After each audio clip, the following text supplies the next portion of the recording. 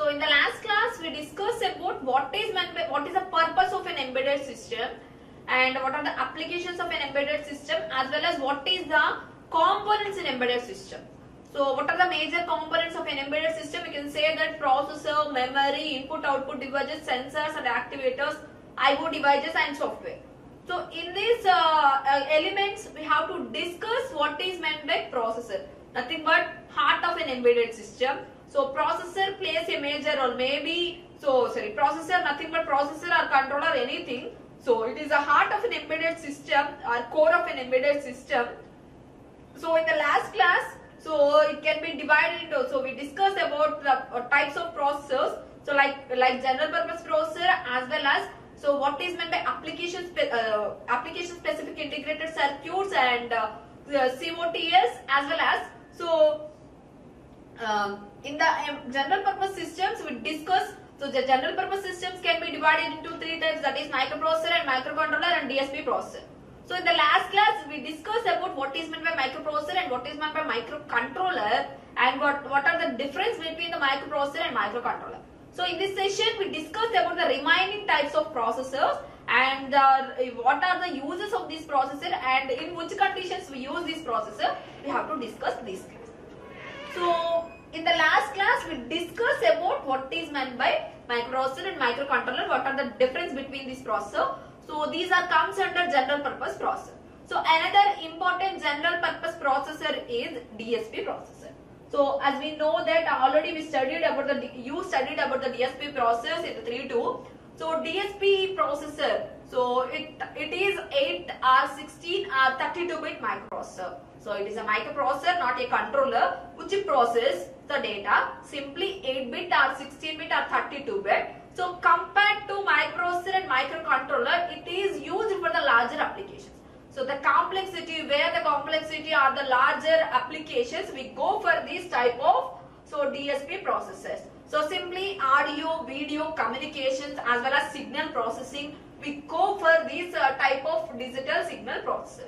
So as compared with the microprocessor and microcontroller, the speed of this DSP processor is 2 to 3 times faster than microprocessor as well as microcontroller.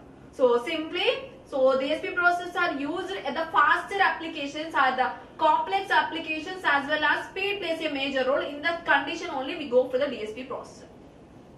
So at the same time, what are the major units of DSP processor? So these are the typical units. So nothing but it contains a program memory. So what is meant by program memory?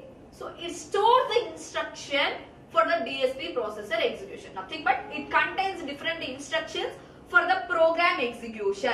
So what is the requirement of DSP processor and what are the instructions are required for the DSP processors, which are stored in the program memory only. So as well as it contains a data memory. So data memory, as the name itself, so it contains data. So data nothing but maybe values. So it is a temporary variable. So after for example I want to execute one of the instruction, that is move R1 comma what is so something.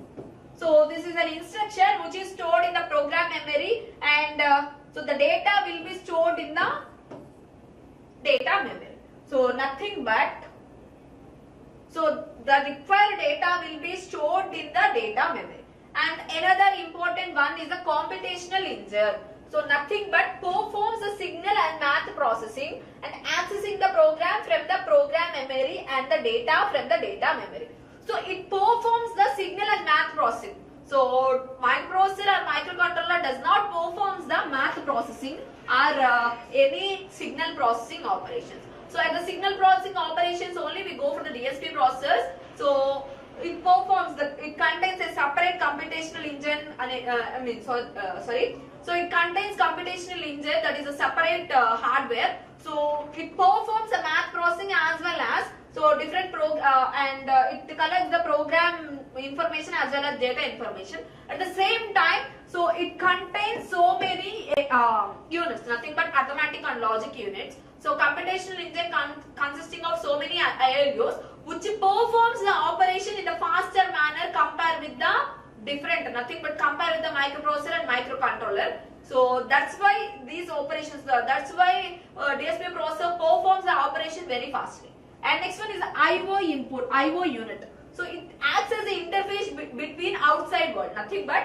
So for example, a system, so it may contains, system contains keyboard as well as mouse, at the same time printer, scanners. So these are the outside interfaces for our comfortness of operation. At the same time, it contains IO units for interfacing to the outside world. So these are the important parts in the DSP processor. And the DSP processors are very fast processors which are used for the nothing but Fourier transform as well as so digital processors as well as digital processing applications. So at the same time it performs so different applications like signal processing, data processing. We go for this digital signal processing. So sorry, digital signal processor. So for this particular applications are so sound processing, here we go for the sound processing applications. So it processes the information and sends to the. So this is about the digital signal processor. Simple compared to this, so it performs very faster operation compared with the microprocessor and microcontroller. It is one of the general purpose processor. So nothing but it is designed by the manufacturer in the general way. So not for the special applications. So we have to use these applications. We have to rewrite this code. So again and again, and we have to use for the different applications. So DSP processor is a RISC processor. As we know that DSP is a RISC processor. So what is meant by RISC and what is meant by CISC and what are the difference between RISC and CISC we have to observe. So RISC nothing but reduced instruction set computing. So reduced instruction set computing, and CISC nothing but complex instruction set computing. So as a RISC as a programmer point of view, RISC processor is very comfortable than the CISC processor. Why? Because so programmer thinks about less number of instructions we have to use. So at the same time nothing but so it contains only 40 instructions. So the remember point of view also, so these instructions are very comfortable for the programmer, but CISC having so many instructions. So that's why so a programmer which are preferable for the RISC they are preferable for the RISC processor compared with the CISC processor. Why? Because so it contains less number of instructions compared with the CISC processing. So at the same time, so remembering the point of view also, RISC instructions are very comfortable so than CISC. So that's why we go for the RISC processor. Nothing but nowadays the processors are RISC processors. So just see the difference between these two. So that the first difference will be lesser number of instructions. As we know that, so the number of instructions will be very less. So simply 20 to 40. So coming for the CISC processor, greater number of instructions. Nothing but compared to this one, it contains so many instructions. So and next one is the instruction pipelining and increased execution speed. What is meant by pipelining? So very important one. So pipelining nothing but so when we want to execute one of the code. So what are the steps? First we have to fetch the code and next we go for the decode and next we go for the execute. So each one takes single clock cycle. For example, we have to assume that. So each one takes single clock cycle. So what happens when pipelining means? So we have to write some of the code. So first we have to fetch the instruction. So from the program memory. So and fetch the data from the data memory. So it takes a one cycle. So after that it go for the decode section. So there it will be like this. So first I want move A comma B and move B comma C. So this is one of the code I have to return. So first we have to perform move A comma B operation. So it takes first it is in fetch condition. First move A and B we have to fetch. So when it go for the decode section, when this move A comma B go for the decode section, so then the next one, the next instruction go to the fetching section. So in this type of operation is known as pipelining, which increase the speed of operation. So got it? Simply, so we have to write a two-line code. So first we have to fetch move A comma B instruction. So after fetching this instruction, it go for the decoding section. So during this time, fetch instruction and nothing but fetching operation will be empty. So fetching operation will be free. So in this time, the second instruction will be fetched by using the particular processor. So when it go for the execution section, nothing but the first one go for the execution section and second one go for the decode section, as well as if you have any third instruction, it go for the fetching section. So simply the operation without any delay can be performed. But coming for the CISC processor, no instruction pipeline in future. So nothing but, so one of the instruction we have to take, it can be fetched and decoded and execution. After that only next instruction came into the picture. So nothing but after completion of the first instruction only, then next instruction go for fetching, decoding and execution section. And next one is orthogonal instruction set.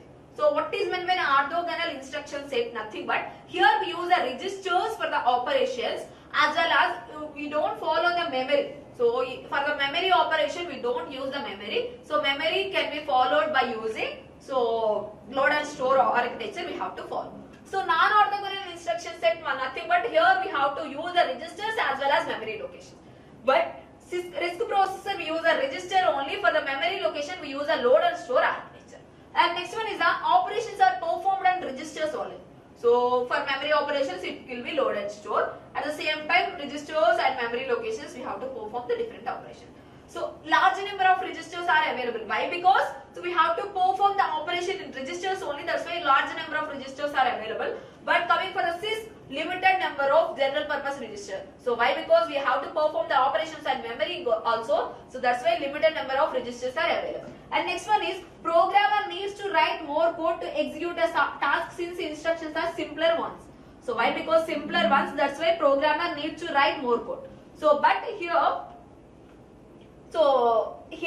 by using simple single instruction we have to reduce the code.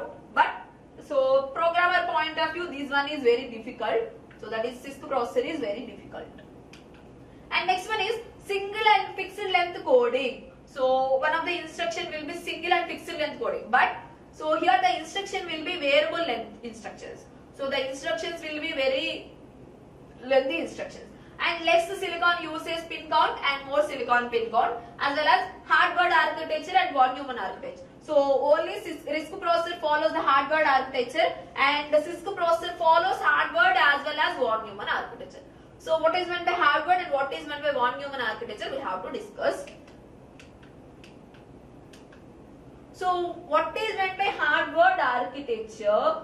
So a microprocessor or microcontroller which follows the hardware architecture, simply it contains two memories. So for example it will be CPU. So it contains two memories. So this one is another memory. And it contains two buses also. So the one of the memory will be program memory and another one will be data memory. So and it also contains two buses. For example, I want to execute one of the instruction something that is move A, 47. First we have to fetch the program or instruction. So then we go for the data fetching. So by using this hardware architecture, at the same time we have to fetch the program, nothing but we have to fetch the instruction as well as data at the same time. So due to this the speed of operation will be increased. So at the same time we have to fetch the code as well as data. That's why the code, nothing but the speed of operation will be increased. Coming for the von Neumann architecture, it contains single memory, at the same time it contains a single bus. Simply we can say that CPU with single bus. In the memory itself it contains program and data memory. So the memory can be divided into program as well as data memory, and this bus is used for the program bus as well as data bus. But coming for the hardware architecture, it contains two memories and two buses. One for the program bus, another one is a data bus. But in the von Neumann architecture, it contains a single memory. So nothing but it stores program as well as data. So same instruction we have to perform using von Neumann architecture. But first it first it fetches the program memory. Why? Because first we have to fetch the instruction. So after fetching the instruction, it will be sent to the CPU by using the bus. So then only we go for the data. So after that, the data memory fetches the data and it sends to the CPU. So compared to these two things, so which one takes more time? Simply we can say that so von Neumann architecture takes more time. Why? Because so after program fetching only and nothing but after instruction fetching only it fetches the data. So that's why it takes so much of time compared with the hardware architecture. Why? Because hardware architecture contains two memories at the same time it fetches program as well as data. And next one is easier to pipeline. Why? Because by using this we have to pipeline very easily. So one will be in the decode stage, one of them will be in the execution stage. At the same time, so performance will be low and comparatively, so compared to the von Neumann architecture, hardware architecture will be costly. Why? Because it contains two memories and two buses, the cost and complexity will be very more. But von Neumann architecture is very cheaper. So simple single memory and single bus only, that's why it is very cheaper. And so compared to this, so there is no problem occurred. So in the hardware architecture, so there is no memory allocation problem. Why? Because so program memory stores the instructions and data memory stores the data. But in von Neumann architecture, so memory alignment problem or memory distribution problem will be occurred. So why? Because in the single memory only we have to distribute for the program and data. So that's why memory distribution problem as well as so at the same time there may be chance of accidental corruption. So maybe program as well as the data memories will be corrupted. So in the von Neumann architecture, but there is no chance for the corruption in the hardware architecture. So this is about the hardware and von Neumann architecture. So next one is one of the important ones, that is what is meant by big endian and what is meant by little endian. So endian specifies the order in which the sequence of bytes are stored in the computer memory. So in which format, so we have to store the bytes in the computer memory. We have two things, that is little endian and big endian. So little endian nothing but so the lower order byte can be stored in the lower order address, the higher order byte can be stored in the higher order address. So just we have to take the 4 bytes, that is byte 3, byte 2 and byte 1 and byte 0. So which one is the lower order address? Simply we can say that byte 0 is the lower order address and the higher order address will be byte 3. So here by using little endian, so lower order data can be stored in the lower order address. So that is base address, that is 20000. So this is the lower order address. Coming for 2003, it is a higher order address which is stored by 3. So lower order bytes will be stored in the lower order address. So nothing but address will be 200, lower order data will be stored here and the higher order data will be stored in the higher order address. So this is a little endian model. And next one is a big endian. So it is just reverse to the little endian. So simply we can say that so lower order address can be stored in the lower order bytes can be stored in the higher order address and the higher order bytes can be stored in the lower order address. So here simply we can say that so lower order bytes can be stored in the higher order address. So lower order byte we can say that byte 0, that's why it is stored in the higher order address, as well as higher order bytes can be stored in the higher order bytes can be stored in the lower order address, here byte 3. So in the most of the cases we go for the little endian model compared with the big endian model. So why? Because we are familiar with the so lower to lower and higher to higher. So most of the cases we use the little endian model. So in the concept, that is so orthogonal we have to study in the RISC processor. So RISC processor follows the orthogonal instruction set. So what is meant by orthogonal instruction set? It follows the operations and registers only. So in the memory we go for the load and store architecture. What is meant by load and store? We have to check here. So simply we have to write one of the code. It loads the instruction. So So in the particular memory, whenever we want, then it stores the instruction. So what is the code? Load R1 comma X, load R2 comma Y. So I want to add X and Y, and it can be stored in the Z. So this is my program. So what is, we have to add X plus Y, which is stored in the Z. So first the X is moved to the R1 and just go for the R2. Here we use a load instructions, nothing but load R1 with X value. So X may be whatever, 10, 20, 30, 50. So whatever, just load this value to the R1 as well as, so for R2, we load this value to the R2 as well as add R3 comma R1 comma R2. So what is the meaning of this will be? So add R1 and R2, add these two register values, nothing but the content in this register, and store into the R3. Simply the output will be in the R3 and finally store R3 comma Z. So the value will be stored in the Z. So first we go for the load section. So the value in this X and Y will be loaded to the R1 and R2 after completion of add. So it stores the instruction in the Z. So this is the format of load and store. And so one of the important thing about this load and store architecture will be, so as we know that we have to follow different operations. So nothing but we have one instruction execution takes fetching, decoding, execution. For example, we want to go for the program counter. What is the operation of the, what is the meaning of program counter? It stores the next instruction to be executed. So first of all, I will have to write this. So one of the code will be fetched and executed. So during this time, after fetching, it go for the execution. During this time, next code will be fetched. So after execution, so during this time, so first one instruction, that is load R1 comma R2. So sorry, R1 comma X. So first we fetch the code, nothing but load R1 comma X. So during this time, so it as usually performs the operation, then it go for the execute. So in between there is a decode operation.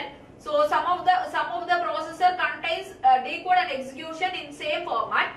So that's why we have to write execute directly. So during this execution, so next instruction will be fetched by using program counter. So that is load R2 comma X. So it can be fetched by using program counter. So after completion of this execution, before the completion of this, after fetching, it go for the execute.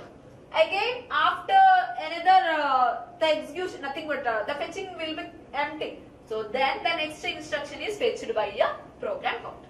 So simply this is the load and store architecture as well as what is the operation, how the mission cycles are performed using program counter.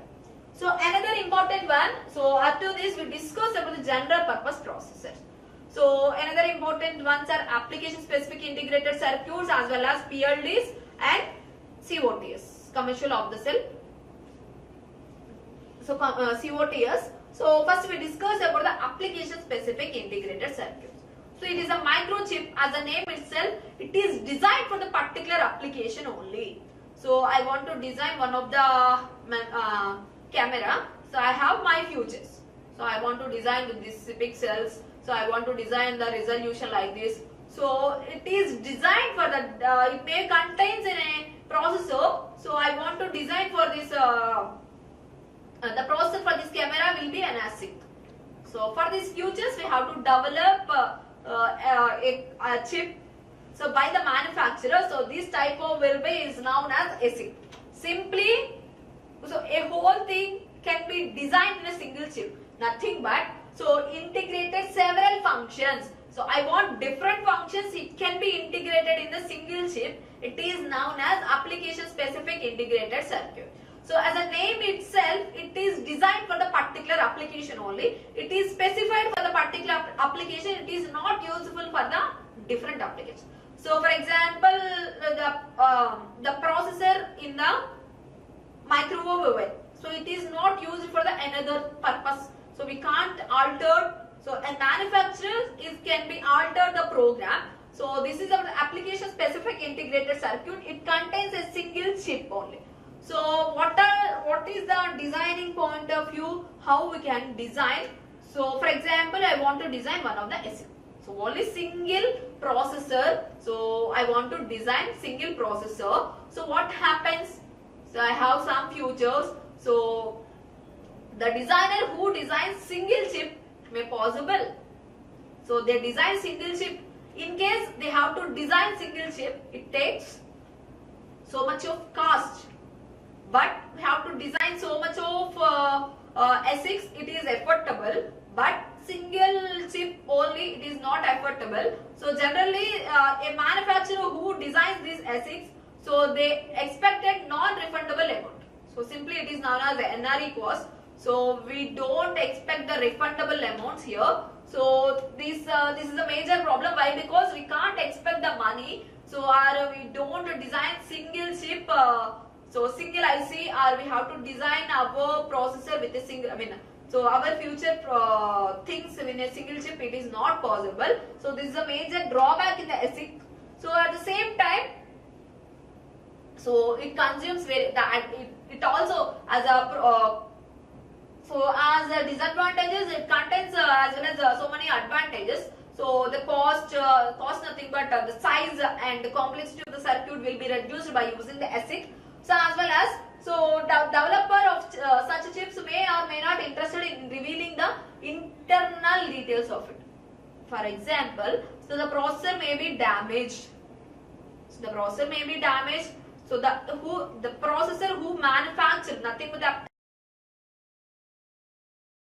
ASIC processor who manufactured, so they don't reveal their secrets, nothing but internal details. So we can't repair that ASIC and we can't use it for the different purpose.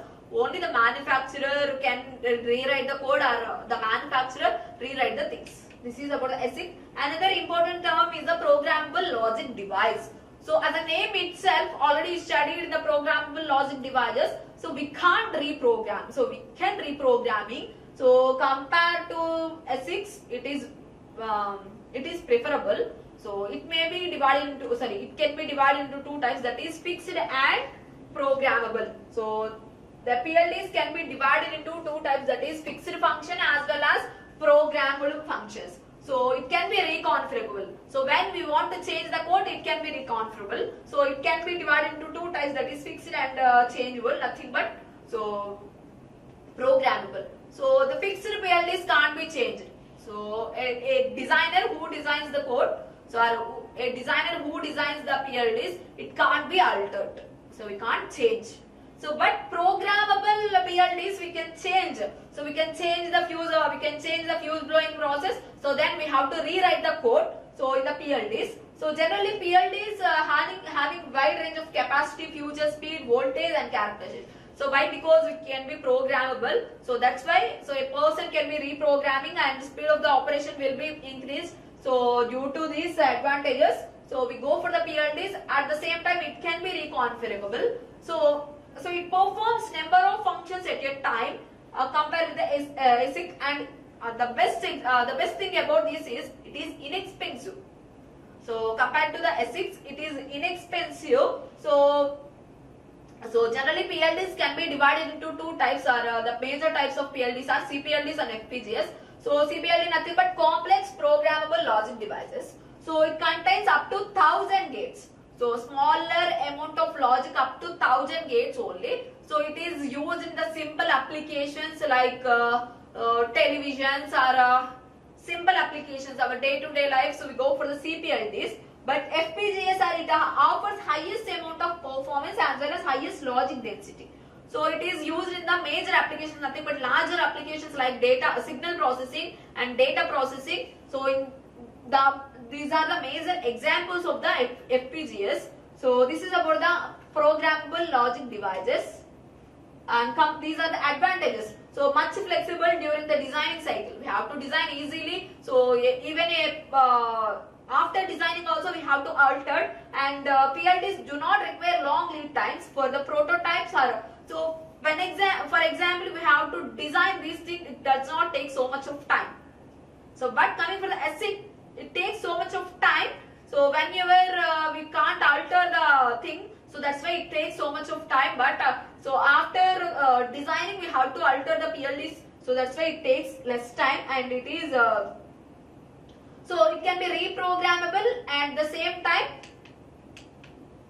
So it can be reprogrammable at the same time. The cost of these PLDs are very less compared with the S6. And then another important term will be commercial off-the-shelf components. So it can be used as it is. So whenever we have to pick the COTS, it can be re-alterable. So it can be used as it is.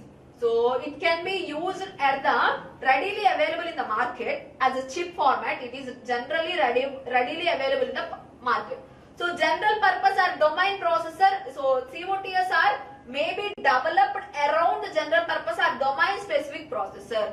So general purpose or domain specific processor. Around this you have to use this COTS and it is generally available in the market. For example, I want a Wi-Fi. So a Wi-Fi chip. So it is readily available in the market. Simply it is an example of COTS.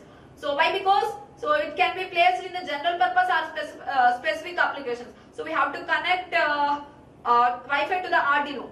So it is readily available in the market. At the same time, the major drawback here is so a manufacturer rapidly changes the COTS. For example, now I am using one of the Wi-Fi. So it may be the strength of the Wi-Fi will be very less. So our the designing process is very difficult, or it may not produce the correct signal. So then the manufacturer who manufactures the another thing, so they better their performance. So that is the major drawback of the COTS. Simply the COTS are used around the general as well as domain specific processor. So this is about the processors. So in the next class we discuss about the what is meant by memory and types of memory. So thank you.